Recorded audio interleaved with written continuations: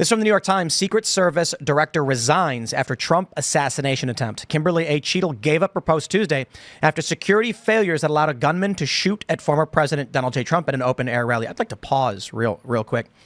Can I fix this? They accidentally put at. I'll just say, Kimberly A. Cheadle gave up her post Tuesday after security failures allowed a gunman to shoot former President Donald J. Trump at an open-air rally, who, might I remind everybody, and the New York Times especially, had blood coming down his face from where the bullet struck him in the ear. Right. That was not injured in shooting. He was shot. Right? And that's just it. I understand the assumption when someone's shot is that they have a bullet wound in their body, okay? But I don't think we need to play semantics in the fact that this guy shot Trump in the ear. Trump was shot in the ear, okay? We just say it like that. Now, I don't believe this resignation is sufficient.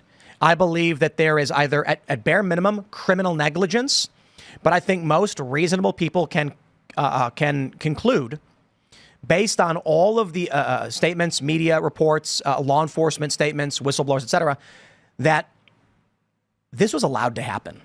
And beyond that, you question, if it was allowed to happen, who's this 20-year-old guy to randomly show up? This idea that it was just a bunch of accidents doesn't make sense.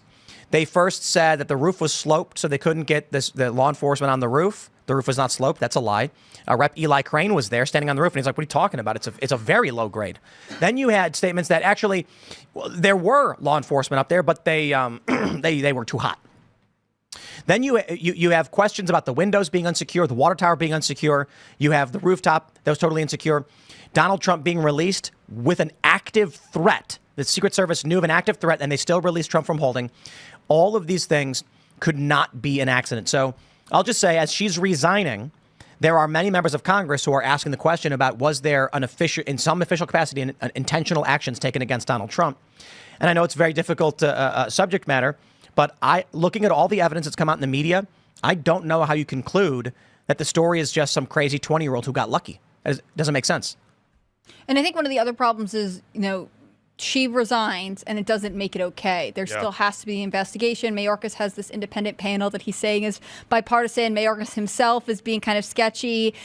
People were saying that he was, declining to appear before the House Oversight Committee, even though the DHS is in charge of the Secret Service ultimately. I think one of the big problems is that we know that there are so many unanswered questions. And Cheadle's testimony yesterday really proved that they are not willing to be honest with the public, and they are really trying to sort of cover up, or it feels like they're trying to cover up what happened. And I don't know that we can trust the federal government to investigate itself. That roof was 150 yards away, roughly, from Donald Trump, and AR-15 fires about 400 yards. That's insane that it wasn't secured. I don't know if it was intentional, but that's either total insanity or they intentionally didn't secure a dangerous shooting spot. And then I was listening to Chris Martinson on Twitter really breaking down the audio from the shooting, and you hear two distinct guns. I mean, it's pop, pop, pop, pop, pop, pop, pop, pop. Like it's three low-sounding, humming shots and then five like high-pitched ones. He says it sounds directly like it's coming from two different guns. Still, doesn't imply that they let it happen or that they did it intentionally, but like, I don't know.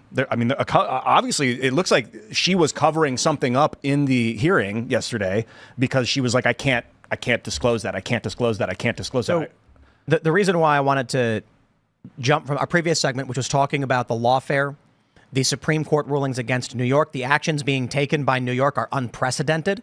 Criminal charges against Trump without proper due process, accusing Trump of a crime that Trump has never, they've never told Trump what crime that was. And in 2020, we had Texas v. Pennsylvania, states lining up against states. And now we're at the point where somehow every possible security failure happened, which allowed a man to shoot Donald Trump in the ear, nearly taking his life, but not for a few millimeters.